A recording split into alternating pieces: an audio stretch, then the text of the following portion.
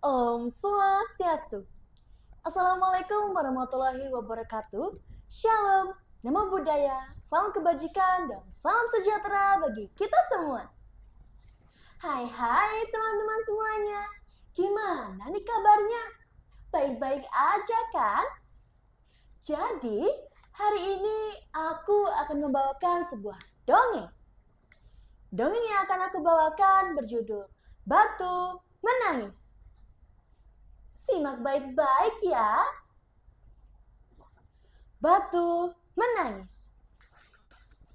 Di sebuah desa terpencil di daerah Kalimantan Barat, Indonesia, hiduplah seorang janda tua dengan seorang putrinya yang sangat cantik jelita. Putrinya bernama Dewi Kusuma. Mereka tinggal di sebuah gubuk yang letaknya di ujung desa. Sejak ayah Dewi Kusuma meninggal, kehidupan mereka menjadi susah. Ayah Dewi Kusuma tidak meninggalkan harta warisan sedikit pun. Untuk memenuhi kebutuhan hidup mereka, sang ibu harus bekerja di desa orang lain sebagai buruh upahan. Sementara putrinya, Dewi Kusuma, ia adalah seorang gadis yang manja. Apapun yang dimintanya harus segera dikabulkan. Selain manja, ia juga gadis yang sangat malas. Kerjanya hanya bersolek dan mengagumi kecantikannya di depan cermin. Dewi Kusuma juga tidak pernah mau membantu ibunya bekerja mencari nafkah. Setiap kali sang ibu mengajaknya untuk pergi ke sawah, ia selalu menolak.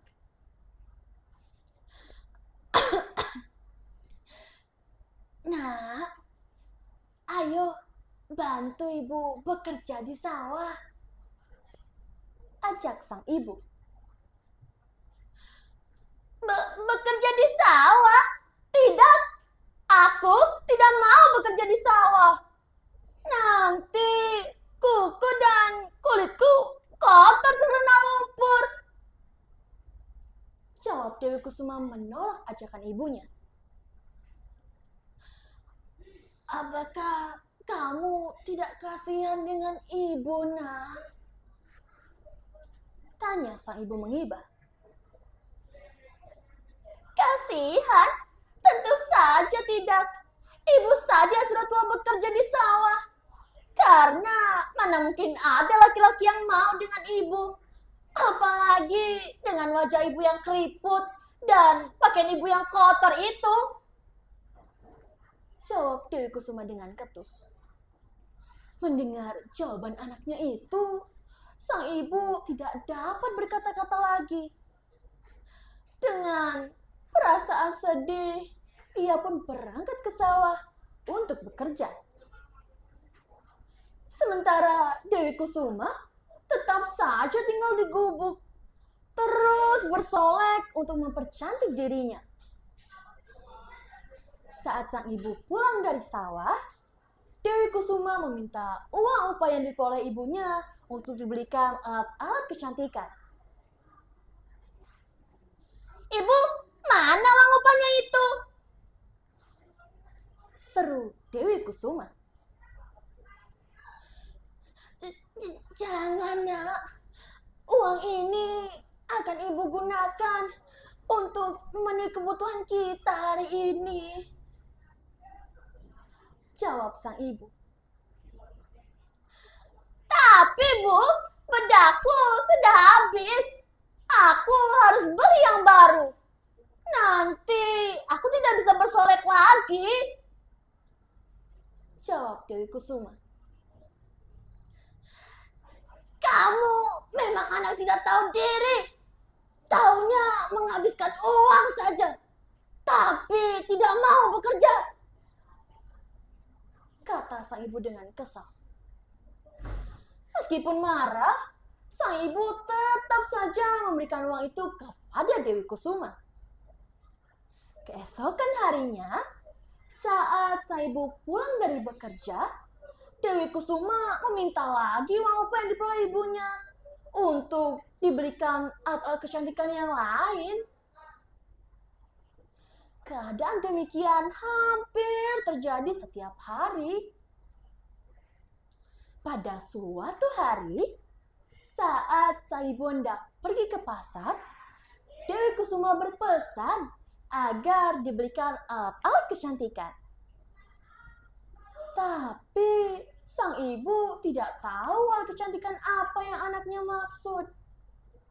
Lalu, sang ibu pun mengajak Dewi Kusuma untuk pergi ke pasar. Kalau begitu, ayo ikut ibu pergi ke pasar, ajak sang ibu. Pergi ke pasar? Tidak, aku tidak mau pergi ke pasar bersama ibu, jawab Dewi Kusuma.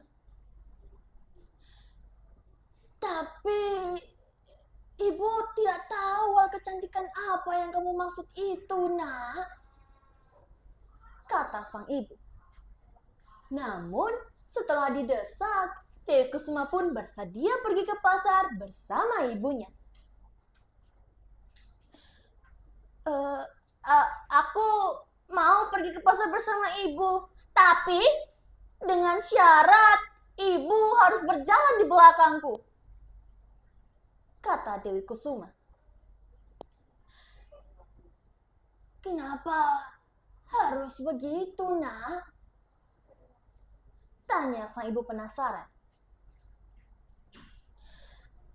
Aku malu pada orang-orang di kampung jika aku harus berjalan dengan ibu, jawab Dewi Kusuma. Mengapa harus malu, nak? Bukankah aku ini ibu kandungmu? Tanya sang ibu. Ibu harusnya berkaca. Lihat wajah ibu yang keriput dan pakaian ibu yang kotor itu. Aku malu memiliki orang tua yang berantakan seperti ibu, jawab Dewi Kusuma dengan merendahkan ibunya. Walaupun sedih, sang ibu tetap saja menuruti permintaan Dewi Kusuma. Setelah itu, mereka berdua pun berjalan menuju pasar. Dewi Kusuma berjalan di depan dan sang ibu mengikuti dari belakang sambil membawa keranjang. Meskipun mereka adalah ibu dan anak, tapi penampilan mereka sangat berbeda. Dewi Kusuma memakai pakaian yang sangat bagus, layaknya baju-baju yang sangat mahal. Sedangkan ibunya memakai pakaian yang lusuh, kotor, dan penuh tambalan. Di sepanjang perjalanan mereka, Dewi Kusuma bertemu dengan temannya yang berasal dari kampung lain. Hai Dewi Kusuma, hendak kemana kamu? Tanya seorang temannya. Hai, aku mau pergi ke pasar, jawab Dewi Kusuma. Lalu siapa wanita tua yang ada di belakangmu itu? Apa itu ibumu? Tanya temannya lagi. Tentu saja bukan. Dia adalah pembantuku, jawab Dewi Kusuma sambil merendahkan lagi dan lagi ibunya. Laksana petir menyambar orang tua itu saat mendengar jawaban anaknya.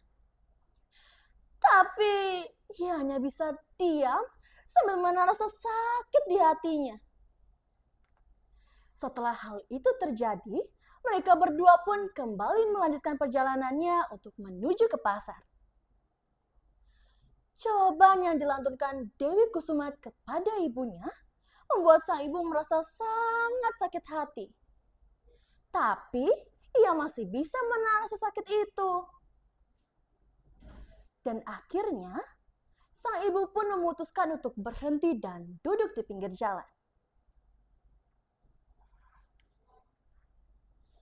Bu, kenapa berhenti di sini?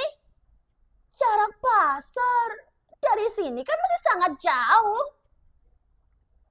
Tanya Dewi Kusuma heran. Dewi Kusuma sempat bertanya beberapa kali. Tapi sang ibu tidak menjawab pertanyaan itu. Beberapa saat kemudian, Dewi Kusuma melihat mulut sang ibu komat kamit sambil mengadakan tangannya ke atas. Hei, ibu sedang apa? Tanya Dewi Kusuma sambil membentak. Lagi dan lagi, sang ibu tidak menghiraukan pertanyaan itu. Terus berdoa untuk meminta pertolongan pada Tuhan. Ya Tuhan, maafkan hamba-Mu yang sangat lemah ini. Maafkan hamba yang sudah tidak sanggup menghadapi putri hamba. Perilakunya membuat hamba sakit hati. Tolong berikan hukuman yang setimpal kepadanya.